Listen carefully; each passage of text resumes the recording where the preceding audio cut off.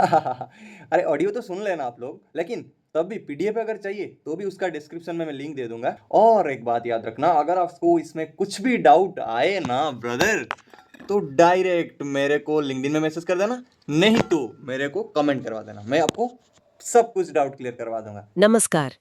आज हम मक्खियों के मैनेजमेंट पर मिली जानकारी का जरा विश्लेषण कर रहे हैं। हमारा जो स्रोत है वो एक ट्रेनिंग मॉड्यूल है, इंटीग्रेटेड फ्लाई मैनेजमेंट यानी एकीकृत मक्खी प्रबंधन पर। जी। मकसद ये है कि मक्खियों की दुनिया को समझें, उनकी आदतें और उनसे मतलब ठीक से कैसे निपटा जाए।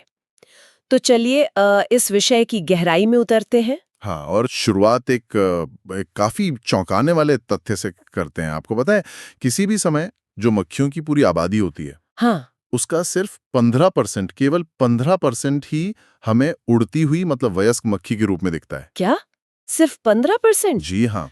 बाकी जो 85% है वो तो अंडे, लार्वा या प्यूपा के रूप में छिपे रहते हैं। अरे बाप रे, ये तो हैरान करने वाली बात है। मतलब जो हमें दिख रहा है वो तो बहुत छोटा सा हिस्सा हुआ। और सोचिए, स्रोत ये भी बताता है कि एक अकेला कूड़ेदान हाँ। अगर ठीक से मैनेज ना हो हाँ। तो 30,000 मक्खियों का प्रजनन स्थल बन सकता है। बिल्कुल, 30,000। और देखिए, समस्या सिर्फ संख्या की नहीं है, ये मक्खियां भी ना कई तरह की होती हैं, मॉड्यूल में बताया गया है। अच्छा। हाँ, जैसे बड़ी मक्खियां हैं, घरेलू मक्खी, मांस मक्खी, ब्लो फ्लाई, और फिर छोटी मक्खियां भी हैं। छोटी मक्खियाँ जैसे? जैसे नाली मक्खी हो गई, फल मक्खी, फोरिड मक्खी, कई हैं। इतनी सारी किस्में, मुझे तो लगता था मक्खी मतलब बस मक्खी। पर इनकी पहचान जरूरी क्यों है? जरूरी इसलिए है क्योंकि सबकी आदतें अलग हैं, पनपने की जगहें अलग हैं। ओके। जैसे फल मक्खी आपको सड़े फलों में मिलेगी ना, या फर्मेंटेड लिक्विड्स में, और नाली मक्खी वो नालियों की गंदगी में। तो सही पहचान होगी तभी तो सही जगह पर सही तरीके से कंट्रोल कर पाएंगे। हाँ, ये बात तो है। बिल्कुल। जैसे घरेलू मक्खी के सीने पर वो 4 काली धारियां होती हैं, ब्लो फ्लाई थोड़ी धातु जैसी चमकती है, ये सब पहचान है। अच्छा, तो ये पनपते कहाँ है ज्यादातर? इनका मेन ठिकाना है सड़ता हुआ ऑर्गेनिक मैटर, मतलब जैविक पदार्थ। जैसे कि? जैसे कचरा हो गया, जानवरों का मलमूत्र, रसोई का गीला कचरा, या फिर नालियों में जमा कीचड़, गाद। और मादा मक्खी अपने छोटे से जीवन में ही सैकड़ों अंडे दे देती है। कुछ तो जैसे फल मक्खी वो 1000 अंडे तक दे सकती है। 1000 अंडे, बाप रे। और अंडे से वयस्क मक्खी बनने में ज्यादा टाइम भी नहीं लगता। मौसम और प्रजाति पर निर्भर करता है, पर 9 से 37 दिन बस। और यही तेजी से बढ़ती आबादी इनको इतनी बड़ी मुसीबत बनाती है ना, बीमारियां भी तो फैलाती हैं ये। हाँ बिल्कुल। इसीलिए सिर्फ उड़ती मक्खियों को मारना काफी नहीं होता।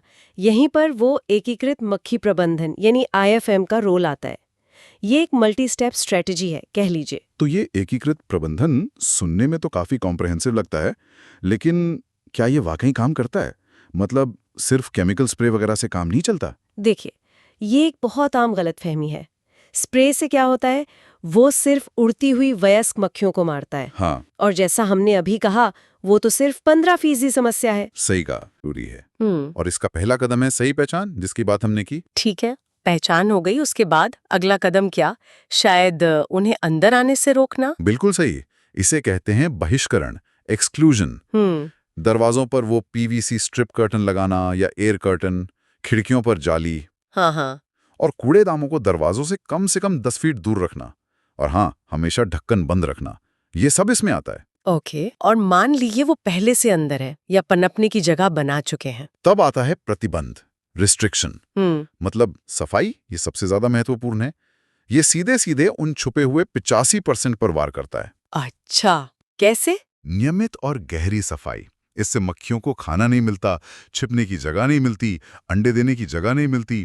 नालियों की सफाई, कचरे का ठीक से निपटान, कहीं कुछ खाने पीने का गिरा हो उसे तुरंत साफ करना, ये सब मक्खियों का जीवन चक्र तोड़ देता है। ठीक है, तो हमने पहचान लिया, अंदर आने से रोक दिया, सफाई भी कर दी। लेकिन जो मक्खियां अभी भी हैं, उनका क्या? उनके लिए आता है चौथा कदम, विनाश, डिस्ट्रक्शन। इसमें गैर रासायनिक तरीके भी हैं और रासायनिक भी। गैर रासायनिक मतलब जैसे वो बिजली वाले रैकेट आते हैं। फ्लाईबैक्स, जो मक्खियों को अट्रैक्ट करते हैं, या चिपचिपे ट्रैप्स। हाँ, देखें। और केमिकल तरीकों में लार्वा को मारने के लिए ब्रीडिंग साइट्स पर फोम ट्रीटमेंट होता है, या फिर वयस्क मक्खियों के लिए पेंट ऑन बेट्स आते हैं, जैसे क्विक बेट या फिर स्प्रे। ये इस पर निर्भर करता है कि प्रॉब्लम अंदर है या बाहर और कितनी बड़ी है।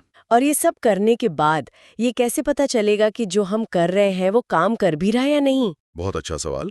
यहीं पे 5वां कदम आता है निगरानी, मॉनिटरिंग।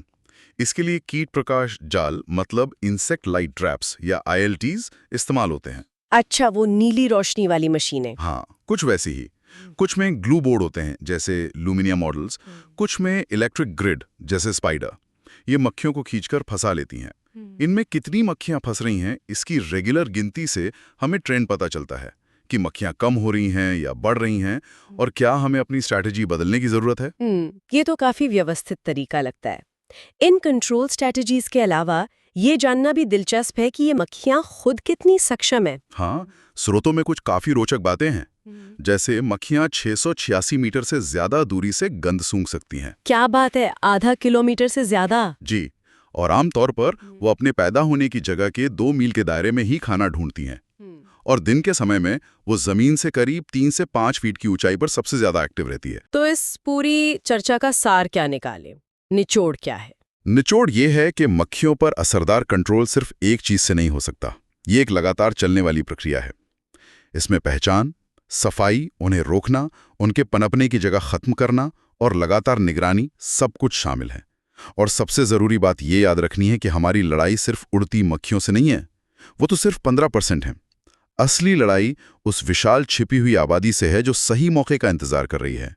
वयस्क मक्खियां तो बस प्रॉब्लम का ऊपरी हिस्सा हैं। और अंत में सोचने के लिए एक बात, अगर मक्खियों की सिर्फ 15% आबादी ही हमें दिखती है, तो जरा सोचिए कि अनदेखे लार्वा और प्यूपा के रूप में हमारे आसपास कितनी बड़ी फौज छिपी हो सकती है, जो बस थोड़ी सी लापरवाही और सही माहौल का इंतजार कर रही है। ये वाकई सोचने वाली बात है।